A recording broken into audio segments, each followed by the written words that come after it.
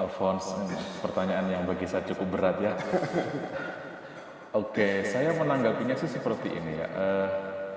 Saya secara pribadi itu tidak terlalu menaruh fokus kepada hal-hal demikian. Karena bagi saya serangan atau tuduhan atau apapun itu dialamatkan oleh orang yang sebenarnya pertama saya berpikir orang yang tidak paham, ya tidak paham dengan apa yang sedang kita hidupi.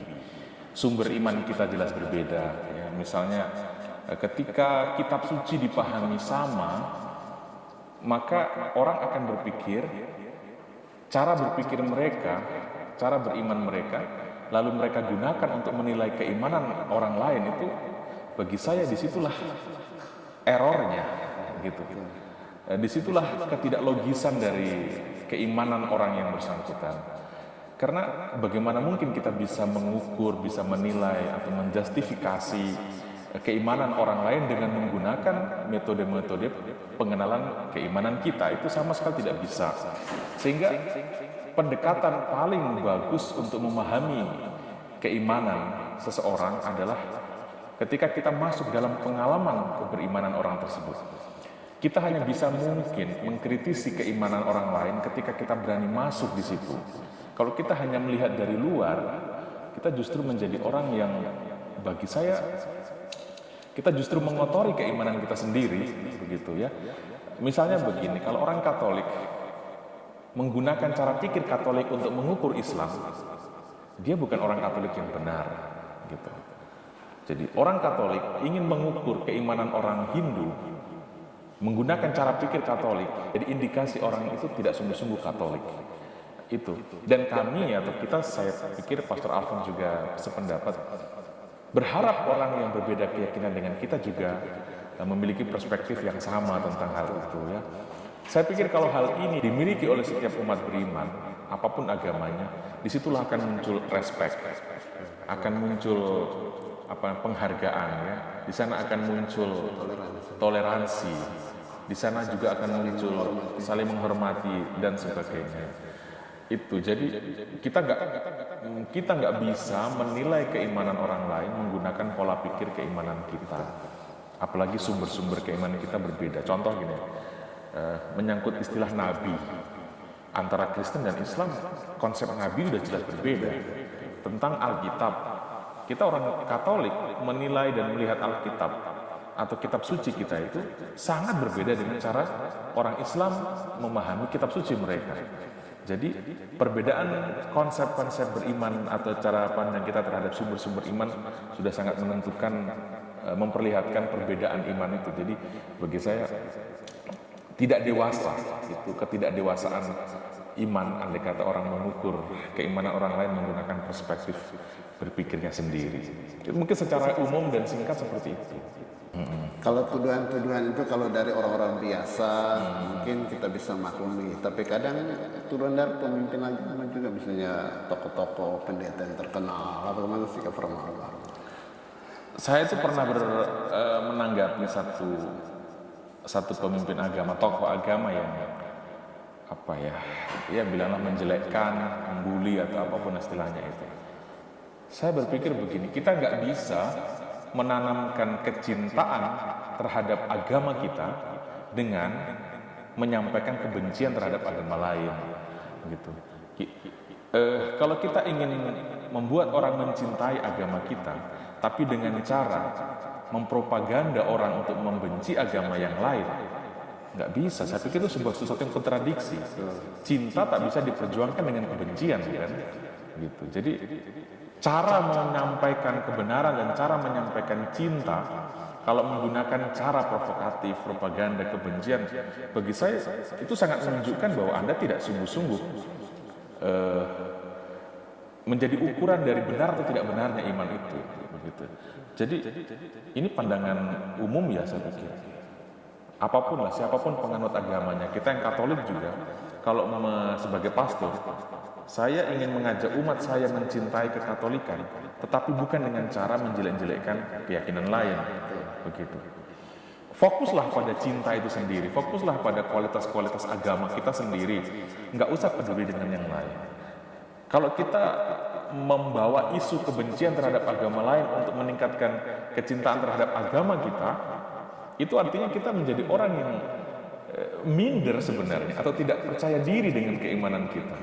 Atau mungkin kita memang nggak punya kualitas yang bisa dibanggakan, sehingga kita mesti mendongkrak kebanggaan itu dengan cara menjelekkan yang lain. Kita bisa mengukur akhirnya di situ. Saya juga bisa berasumsi, bukan? Orang yang mengajak orang untuk mencintai sesuatu dengan cara membenci yang lain, bisa jadi orang itu nggak menemukan kualitas dalam hal yang dia sedang angkat itu. Itu justru mengkerdilkan agamanya dia sendiri. Itu mempermalukan diri di depan umum sebenarnya. Romo, kalau kita melihat tuduhan-tuduhan terutama dari gereja-gereja lain itu, misalnya gereja Katolik menyembah patung dan seterusnya, meskipun dari pihak Katolik sudah berusaha menjelaskan, tapi selalu saja dari waktu ke waktu tuduhan klasik itu selalu ada. Nah, sekarang kita tidak bisa membendung orang-orang yang seperti itu, yang menuduh terus. Nah, bagaimana sikap orang Katolik sendiri ketika menghadapi tuduhan-tuduhan seperti itu? Sikap dari intern kita. Ya, saya pikir akhirnya kita kembali kepada Yesus Kristus ya. Akhirnya toh kita harus kembali ke sana, karena Yesus sendiri sudah mengatakan dari awal bahwa menjadi pengikutnya itu tantangan tidak sedikit, dan tantangan itu tidak hanya muncul dari luar, tapi juga dari dalam. Pengkhianat itu kan juga muncul dari dalam, sehingga ya kita mengerti saja. Kalau saya secara pribadi, saya juga mengatakan kepada umat yang saya sedang layani sekarang di paroki tempat saya bekerja, tidak usah terlalu peduli dengan ujaran-ujaran kebencian. Fokuslah pada agama dan keyakinan kita. Ada begitu banyak misteri yang perlu untuk selalu kita gali dan kita olah terus-menerus, kita munculkan, yang membuat kita semakin hari semakin jatuh cinta dengan Kristus dan juga rumah kita ini, rumah Katolik. Saya selalu berkata, Katolik adalah rumah terbaik untuk mengenal Yesus Kristus. Rumah yang indah sekali. Rumah indah dan rumah terbaik. Ada banyak di luar sana orang mengenal Kristus, memperkenalkan Kristus. Tapi bagi saya, jejak Kristus yang paling jelas dan bisa dilihat dalam runtutan sejarah yang tidak terputus, itu dalam diri atau dalam ruang kekatolikan. Suksesi apostoliknya itu jelas. Ya, jelas. Tidak ada garis terputus di dalam Katolikan menyangkut iman akan Yesus Kristus. Karena begini, iman akan Yesus Kristus itu kan bukan apa yang kita pikirkan, tetapi apa yang kita warisi. Artinya begini, orang yang paling pertama mengimani Yesus adalah para muridnya kan? Nah, para rasul itu, dan para rasul itu mewariskan iman itu kepada penggantinya dan terus menerus kepada kita sekarang. Jadi Gereja Katolik itu mau menjaga supaya iman akan Yesus Kristus pada hari ini di tahun 2022 ini sama seperti apa yang dulu diimani oleh para rasul ketika mereka mengimani Yesus. Itu yang mau dijaga oleh gereja, sehingga Gereja Katolik tidak menciptakan konsep baru mengenai beriman kepada Yesus, tapi sekedar mewariskan apa yang sudah ada. Nah, dan iman akan Yesus bukan tafsiran, karena saya pernah berkata kepada ada orang yang mau mendirikan gereja, saya bilang nggak perlu. Yesus itu hanya mendirikan satu gereja, dan isi di dalam gereja itu adalah iman para murid atau para rasul tentang Dia yang diwariskan terus-menerus. Jadi jangan membuat tafsiran baru mengenai Yesus, cukup mengimani apa yang para rasul imani. Itulah iman akan Yesus Kristus. Jadi kalau ada orang tuduh macam-macam menyembah patung, sudah begitu banyak sumber-sumber yang mengelola ini, yang menjawab, yang menjelaskan sebagainya. Kalau masih saja terus-menerus ada seperti itu, nggak usah dianggap. Nggak usah dianggap lah. Maksudnya kita akan kehabisan energi untuk kalau konsentrasi kita hanya untuk membela diri terus-menerus, kita akan kekurangan waktu untuk mencintai Dia. Betul. Jadi kita nggak perlu membela iman kita. Yang kita perlu buat adalah mari kita merangkul iman kita, dan biarlah punggung kita mendapat cambukan. Yang penting kita tetap bisa merangkul iman. Saya tambah sedikit. Saya pernah berkata begini, Lebih baik kita mati dalam keadaan sedang merangkul Yesus daripada kita mati ketika kita sedang membela Kristus dan membelakangi Yesus di belakang kita. Luar biasa, keren. Ini Roma Abah luar biasa, Bapak Ibu, saudara-saudari. Ini peneguhan iman yang luar biasa. Romo, kalau kita melihat ya dalam konteks kehidupan di tengah masyarakat yang plural ini, hal-hal ini bagaimana seharusnya itu disikapi baik oleh pihak non-Katolik maupun kita sebagai orang Katolik, bagaimana menyikapi hal fenomena-fenomena ini dalam konteks kehidupan umat beragama di Indonesia ini yang plural ini. Kurang lebih mungkin 2 dekade terakhir ya, atau mungkin 1 dekade terakhir lah, ketika bangsa kita ini semacam diombang-ambingkan oleh politik identitas ya. Jadi saya waktu masih kecil, saya tidak mendapati situasi di mana orang itu saling menghujat iman. Saya tidak tahu waktu masa kecilnya Romo Alphonse seperti apa, tapi ya tidak ada ya saya sangka. Ketika ada humor menyangkut pendeta naik haji dan sebagainya, itu kan sering kita kita kelakarkan dengan diantara kita dan tidak ada isu itu. Tapi sekarang ketika kita sedikit ngomong hal sensitif itu sudah dianggap sebagai penistaan, sebagai ini dan itu. Bagi saya hati-hati dengan fenomena orang mempolitisasi iman. Itu. Banyak hal sekarang seperti itu. Karena orang melihat iman menjadi semacam lahan politik dan lahan bisnis terbaik. Orang bisa dapat banyak uang dengan iman, orang bisa dapat banyak posisi dengan iman, sehingga iman seringkali digiring pada kepentingan politik dan finansial.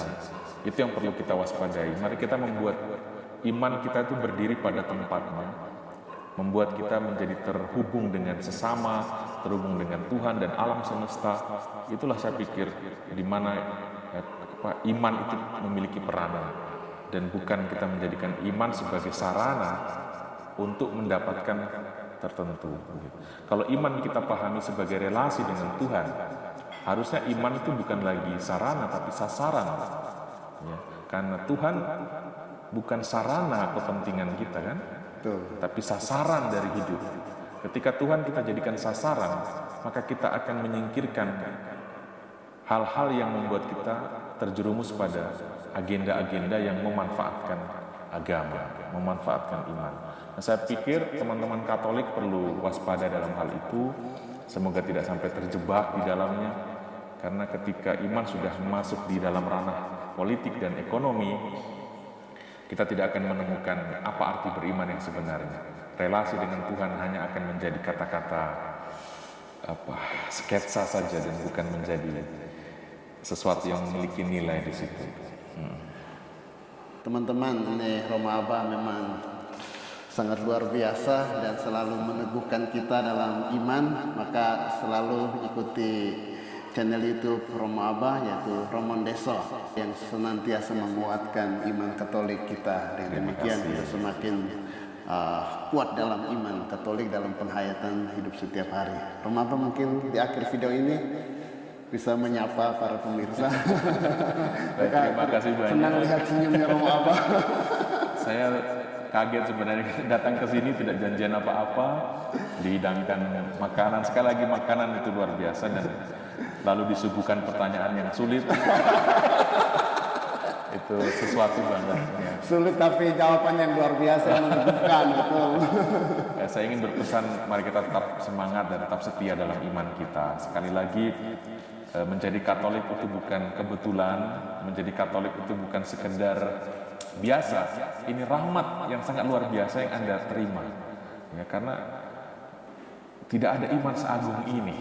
Yaitu, tolong hayati itu, resapkan itu sungguh-sungguh. Andai kata Anda mengalami kekecewaan di dalam perjalanan iman ini, ingat Yesus tidak butuh diludahi. Yesus itu butuh diusap. Ya, seperti Veronica, bukan? Gereja Katolik berisi kumpulan orang-orang yang tidak sempurna. Jadi ketika menjumpai ketidaksempurnaan, jangan gampang membuang ludah, tetapi hadirlah sebagai Veronica yang mau mengembalikan semarak dari kekatolikan, semarak dari Kristus itu. Saya sangka kalau ini menjadi hati setiap orang Katolik, orang Kristen seperti ini, kita nggak akan berpikir banyak tentang tantangan, tentang kesulitan, tentang serangan, tapi semakin membuat kita terpikat dan jatuh cinta seperti apapun wajah dan rupa Kristus yang sedang kita lihat. Luar biasa. Terima kasih Romo Abah atas perjumpaan kita. Semoga perjumpaan kita ini juga membawa kekuatan iman, semangat iman bagi teman-teman yang menyaksikan ngobrolan kita ini. Terima kasih.